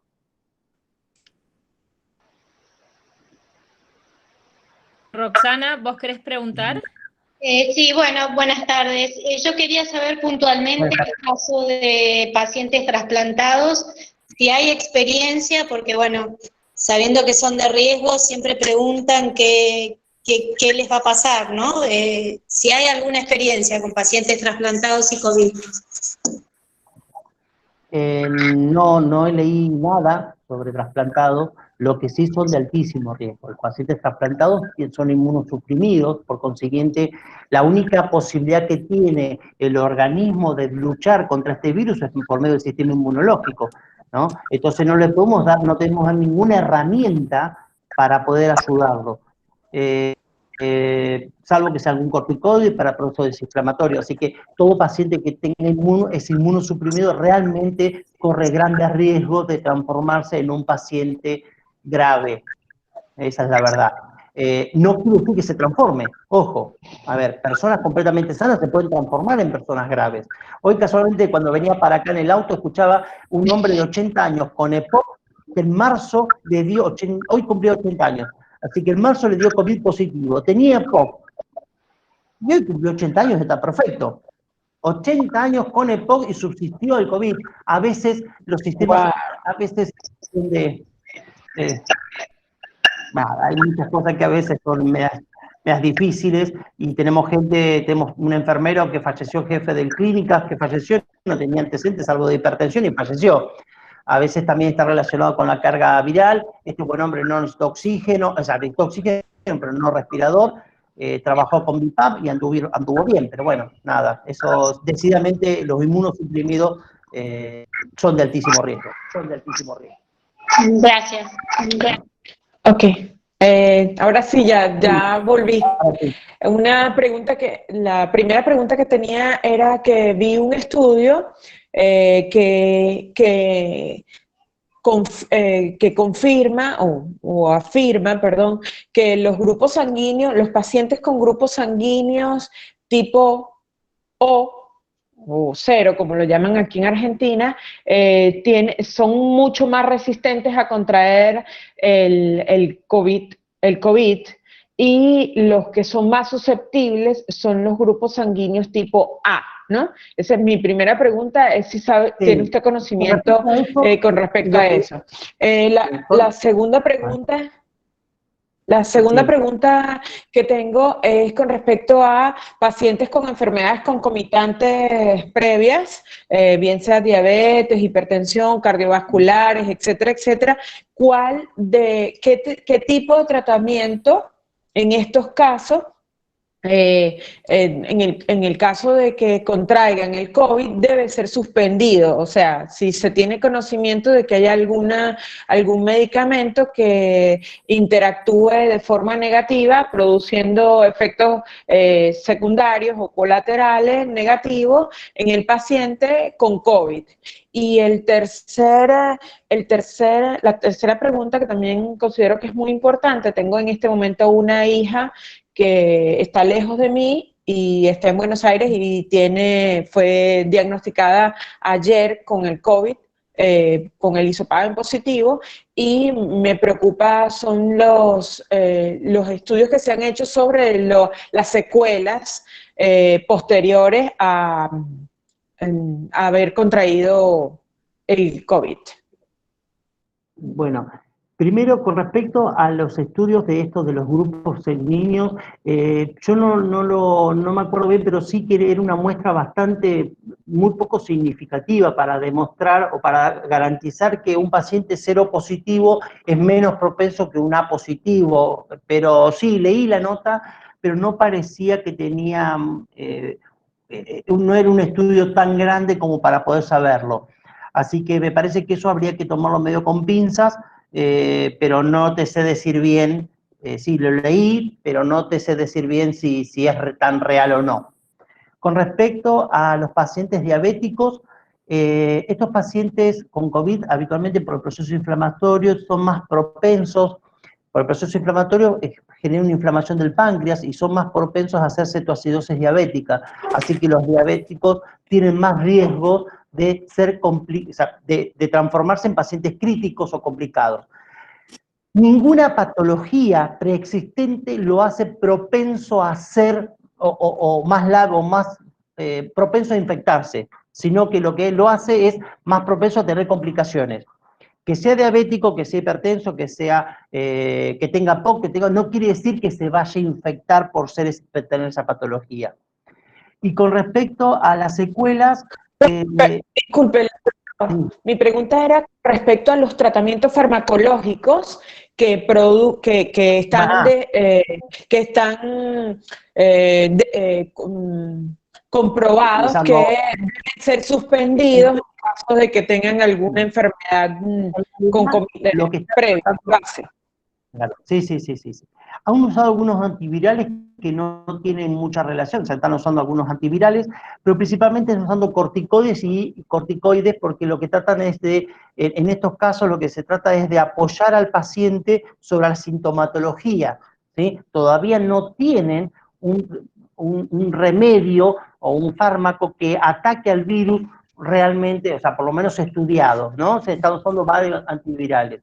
Lo que sí están utilizando es heparina para las trombosis y están utilizando corticoides. En caso de diabéticos, supongo, y no es porque yo soy enfermero, no te puedo decir, supongo que tendrán que tener un control mucho más estricto del corticoide, porque el corticoide genera aumento de la glucemia. Entonces, en los procesos inflamatorios, y como estos pacientes son propensos a cetoacidosis diabética, van a tener que controlar eso. Con respecto a las secuelas, los pacientes simples, los pacientes asintomáticos no tienen secuelas, y la verdad que no sé si los pacientes realmente crónicos o graves han tenido secuelas respiratorias o quedaron con... Supongo que si pasaron por insuficiencia respiratoria, insuficiencia renal, han tenido algunas consecuencias después, pero me parece que es tan reciente que no hay nada específico. Sé que hay pacientes que han ido a diálisis, sé que hay pacientes que han tenido varias complicaciones durante el tratamiento, pero no sé qué pasó después, la verdad que no lo sé, no te sé decir.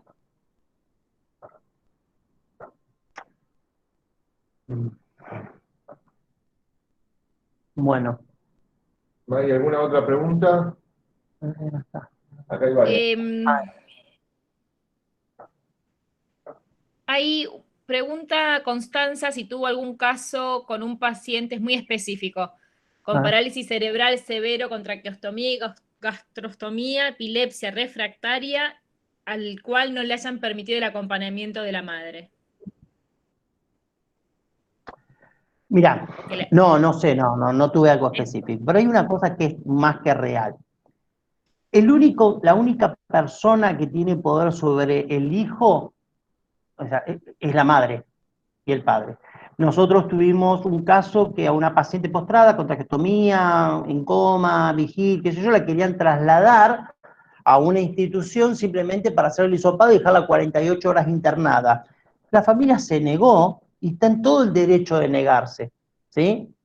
Está todo el derecho de negarse. Ahora, la verdad que no sé, por una cuestión infectológica, si esa clase de paciente está infectado y está internado, y la verdad que no sé cómo lo van a manejar. No conozco el caso, pero bueno, el paciente estaría en todo caso intubado y sedado, porque si está con COVID positivo, no creo que la familia pueda estar con él, ¿no?